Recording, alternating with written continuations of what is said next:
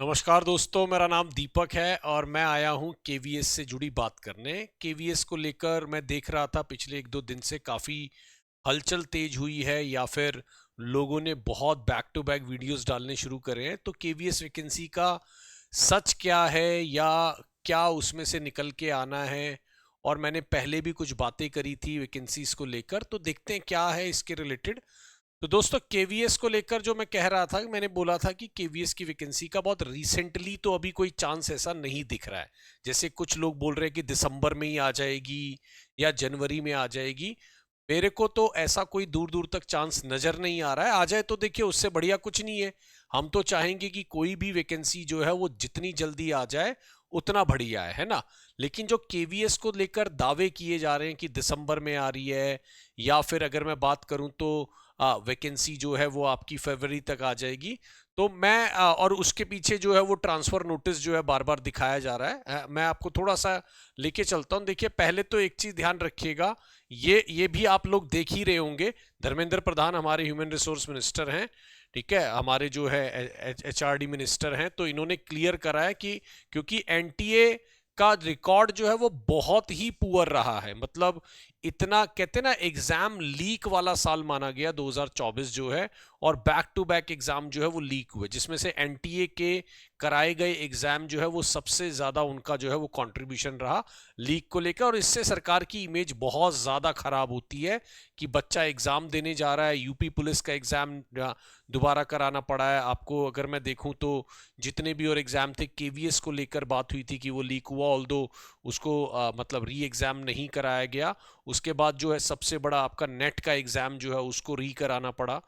तो ये यहां पर क्लियर कर रहे हैं धर्मेंद्र प्रधान जी कि NTA will not conduct any recruitment exam starting 2025 and will focus only on higher education entrance exam, यानी हायर एजुकेशन के एग्जाम कराएंगे, लेकिन वो रिक्रूटमेंट एग्जाम जो है वो नहीं कराएंगे।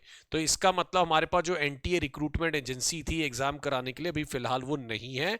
और यही शायद रीजन रहा था कि एनवीएस का एग्जाम जो है वो भी थोड़ा ठंडे बस्ते में चला गया है, क्योंकि एनवीएस को लेकर भी कोई अभी तक हलचल नहीं मच रही है। जबकि मैं मान के चल रहा था कि एनवीएस का एक एग्जाम है जो सबसे पहले कंडक्ट कराया जा सकता है। तो एनवीएस भी गया, केवीएस के लिए अभी एजेंसी तक डिसाइड नहीं हो रही है, ठीक है। और देखिए यहां पर जो ये इस नोटिस को लेकर जो लोग बात कर रहे हैं, ये जो नोटिस है, देखिए ये सीधी सी बात है, इससे कोई एक्साइटेड ज्यादा होने वाली बात है नहीं। पोर्टल पे है, ट्रांसफर है, ये माना जाता है कि ट्रांसफर के बाद भर्ती आती है। तो लेकिन इसमें भी अगर आप देखेंगे तो ये अप्रैल तक का मामला जो है थोड़ा बहुत जा रहा है। तो अगर इसमें वैकेंसी आने का भी चांस बनता है तो फरवरी मार्च तक जो है वो वैकेंसी आने की फिर उम्मीद बनाई जा सकती है, ये ध्यान रखिएगा। लेकिन बहुत रीसेंट आने का तो मुझे नहीं लग रहा कि ऐसा कोई बहुत पॉसिबिलिटी दिख रही है। हाँ, ये कंफर्म है कि जो केवीएस है वो पढ़ाई के लिए आपको ज्यादा टाइम नहीं देगा। मतलब इस बात की थोड़ी कंफर्मेशन है कि अगर मानिए एग्जाम मार्च में हुआ तो 2-2.5 महीने में ही एग्जाम को करा लिया जाएगा। तो जितने लोग क्या कहते हैं वैकेंसी आने का वेट कर रहे हैं, मैं कहूंगा वो वेट करते रहिए। उतना ही डबल स्पीड से आप अपनी पढ़ाई को भी फोकस करते रहिए। मैंने पिछली वीडियो में ये बताया था कि मेरे हिसाब से सबसे पहले जो वैकेंसी है वो मुझे लगता है कि इसके अंदर देखने को मिलेगी। आपका ईएमआरएस जो है उसके अंदर सबसे पहले जो है, जहां तक मेरा मानना है, अभी वेटिंग लिस्ट भी जारी हो गई थी दोस्तों टीजीटी पीजीटी की। तो इसका मतलब वहां पे काम ठीक से चल रहा है। अब वेटिंग लिस्ट जब वेटिंग लिस्ट से जो लोग ज्वाइन करेंगे उनका रिक्रूटमेंट होके, मुझे ऐसा लगता है कि एक क्लियर पिक्चर समझ आ जाएगी कि कितनी वैकेंसी अभी निकाली जा सकती है।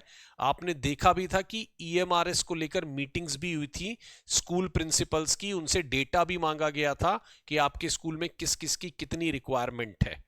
तो मुझे लगता है कि जो आपका केवीएस है उससे पहले हो सकता है कि आपकी ईएमआरएस की भर्ती देखने को मिल जाए।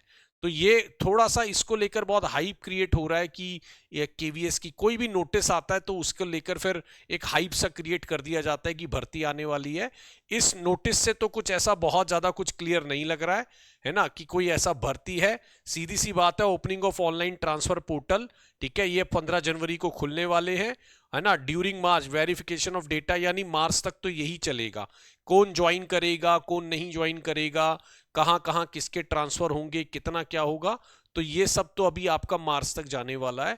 हाँ, लेकिन ये है कि अगर मार्च तक भी वैकेंसी आ जाती है, जो हम मान रहे हैं कि फर्स्ट क्वार्टर में कम से कम 1 या 2 वैकेंसी तो देखने को मिलेगी, और 2025 एक अच्छा साल माना जाएगा, है ना, जहां तक अगर मैं बात करूं वैकेंसी निकलने के पॉइंट ऑफ व्यू से। ठीक है, यूपी में भी कुछ उम्मीद लगाई जा रही है, अगर एग्जाम्स हो गए हमारे जो यूपी के अपना टीजीटी पीजीटी के, तो ये भी माना जा रहा है कि उसमें और एडिशनल एग्जाम्स कराए जाएंगे, नई भर्ती निकाली जाएगी।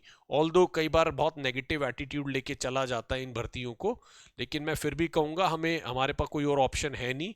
आप अगर ईएमआरएस की तैयारी कर रहे हैं तो आप केवीएस की भी तैयारी कर रहे हैं, क्योंकि सिलेबस ऑलमोस्ट सेम चलता है। तो ऐसा नहीं है कि अगर आप ईएमआरएस की तैयारी कर रहे हैं तो आप केवीएस से दूर जा रहे हैं। केवीएस, ईएमआरएस, आपका एनवीएस, ये इक्विवेलेंट है, ऑलमोस्ट सिलेबस सेम है। तो इसमें आप किसी की भी अगर तैयारी करते हैं तो मुझे लगता है कि आप तीनों एग्जाम को अच्छा प्रिपेयर कर सकते हैं।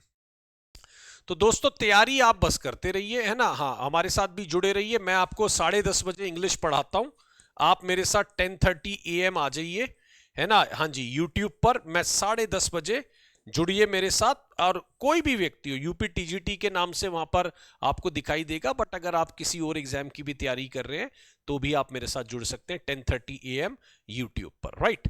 तो जानकारी के लिए जुड़े रहिए, और कोशिश करेंगे कि आपको जो है बेहतरीन से बेहतरीन जानकारी हमारी तरफ से प्रोवाइड कराई जाए। केवीएस की तैयारी करिए, एनवीएस की करिए, और ईएमआरएस, तीनों एक बहुत ही प्रॉमिसिंग एग्जाम है। 2025 में लगभग लगभग ये माना जा रहा है कि तीनों में भर्ती आ जाएगी, है ना। तो आप तैयारी करिए, जुड़े रहिए टेक्स्ट बुक के साथ। Thank you so much. Number भी दिया है, कोई भी इंक्वायरी आप कर सकते हैं इस नंबर पे। Thank you so much. My name is Deepak. Bye bye दोस्तों।